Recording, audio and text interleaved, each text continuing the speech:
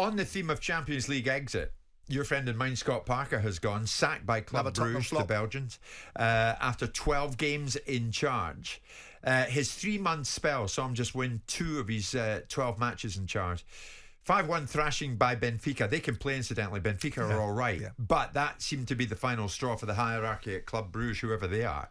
And that ended his time at the football club. Scott leaves with a win percentage of 17%. Yeah. Is this another nail in the coffin for the reputation of English managers? I don't think you should be generalistic in terms of suggesting that every English manager should be considered a failure because one hasn't done very well over 12 games. It's a slightly unfair perspective. 12 games is no body of work to give anybody any real assessment. It's the Watford model, isn't it? At least they get 26 games in Bilic's scenario. And you backed the Pozzo family yesterday. I don't back it. I just understand. Yes, you did. No, I just understand it because ultimately the outcomes that you get 70% of your time in the Premier League when far bigger football clubs don't is probably some sort of endorsement of the model without making it the most palatable one. Were you putting up a defence for Scott Parker there, briefly? Well, I am, because whilst I didn't admire his behaviour, I have no particular agenda against Scott Parker. I think he reaped what he sowed, and he'll look back on that and think, was I wise to have done what I did? If he thinks he was, then he'll live with the consequences of it. He didn't end up at Club Brugge because that was his preferred opportunity. He ended up at Club Brugge because that was the opportunity that was given to him. Now, what he's done with it is not the greatest, but he didn't go there because everything was flying, did he? So there was a problem. And to give him 12 games to resolve that problem probably is a little bit unkind, a little bit unfair. But, if Scott continued along the same lines as he operated with Bournemouth when he got a little bit of power and a little bit of leverage, then he might have found that to be the case. But I don't wish Scott Parker not to be successful. I think he's got courage to go over there and manage in a different league. It may be courage born out of it being the only opportunity, but I'm sure he's not short of a bob or two. So he doesn't have to do it. He wants to do it. So on that basis, you'd like to see him being successful, and you'd like to see him deploy the lessons like the Gary Rowitts of the world and the Marco Silvas of the world have learned, which is not necessarily everything else is better off somewhere else. Yeah. You're best off learning your trade somewhere and earning the right to earn yourself choices. I'm looking at the Club Brugge team that went out to Benfica, 7-1 in aggregate, incidentally. Not one name stands out to me. The goalkeeper, Simon Mignolet, we remember him. Yeah. But to be fair to Scott, there ain't one household name in there, not even a name that would trigger anything in the memory. That's not relevant to the conversation of how poorly he's been over 12 games, because most of those games have been played in his own league, and I would wager you can pull up most of the Belgian teams in that league and not be able to name too many players in any of them.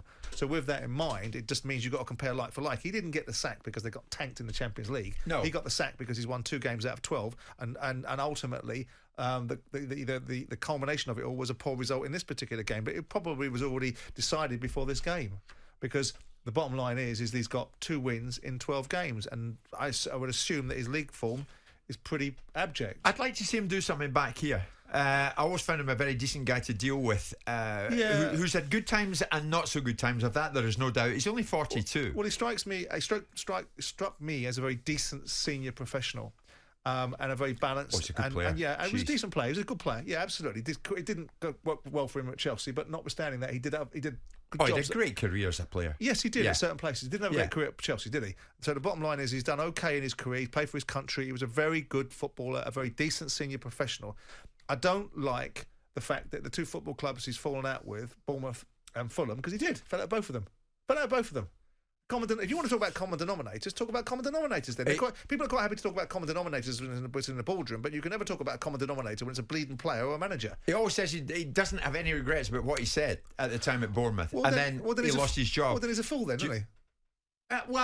No, he's got principles. Do you know what happens to your principles when you die? They die with you. All well and good having principles at other people's expense. Your principles are that sometimes you just have to do as you're told, because you want your players to do as you're told. You want your players not... hang on a second, I don't want to have a debate with you. I'm the manager. Just get on with you doing your job. Well, he wasn't entirely wrong, was he? Because the guy he was trying to send a message to also did a runner in the end and sold up. No, that was already in place, wasn't it? The person that did a runner, right, that had been there bankrolling the football club and giving people like Scott Parker an opportunity for several years, was selling the business, because you're allowed to do that. Like, players are allowed to move, managers are allowed to move between jobs. So he didn't do a runner, he sold the business. You don't like it because he spoke his mind.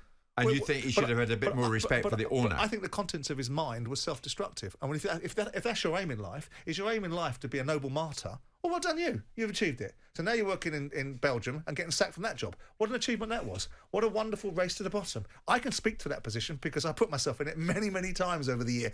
I was in the room with integrity. Everyone else had bugger all integrity. So I walked out of nothing and they walked out of everything. That was wonderful because I could hold my head up high. But you're still like that because you mean what you say and you say what you mean. Sure. Scott Parker meant what he said. Yes, but I say it from a position of being control of my own destiny.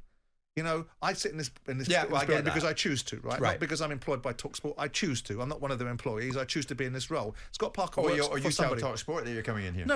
I don't mean it like that. What I'm saying is it doesn't control my destiny, right? Scott Parker's destiny was controlled by Bournemouth's employment. So at the end of the day, you sit there and you suggest to Scott Parker, was it wise? Was it wise to not respect ultimate authority? Yes, you can speak truth. You can speak to truth to power, and sometimes it works. Sometimes what you do is you achieve more with a bit of stealth. Sometimes you can't get exactly what you want when you want. And do you know why that is? Because you're not the employer. It's not your money. And every now and again, like you want your players to do, you've got to do as you're bloody well told. Always comes back to money, doesn't it? Well, in this business, are you kidding me? It's the only thing. It's two biggest commodities in football, besides a lack of achievement half the time, is gossip and money. Do you think Scott will get re-employed here sometime soon? Maybe the same way that Marcus Silva comes back round again, but they've got to go and achieve something. Scott Parker did a good job of getting Bournemouth into the Premier League. And he's got a good promotion record. Scott Parker did a good job of getting Bournemouth into the Premier League, right? And with that in mind, there'll be a view on him. And that view will be dissuaded by him going into interviews saying, you know, at times I should have kept my mouth shut. I believe in what I'm saying, but there's times and spaces to say it. And maybe he'll get a job in a Championship, but he ain't getting a job in the Premier League anytime soon. Jim White and Simon Jordan. Monday to Friday mornings from 10 on AM, on DAB, via the talkSPORT app and on your smart speaker. talkSPORT.